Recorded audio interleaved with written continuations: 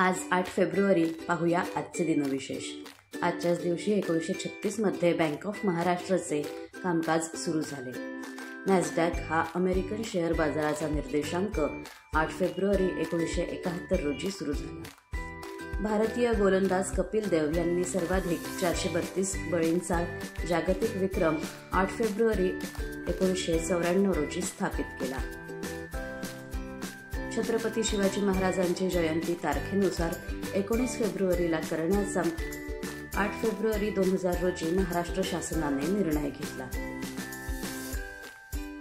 भारताचे तिसरे राष्ट्रपती भारतरत्न डॉक्टर झाकीर हुसेन यांचा 8 फेब्रुवारी 1897 मध्ये जन्म झाला।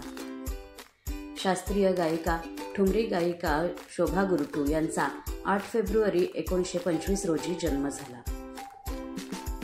भारतीय गझल गायक पद्मभूषण जगजीत सिंग यांचा 8 फेब्रुवारी 1941 रोजी जन्म झाला।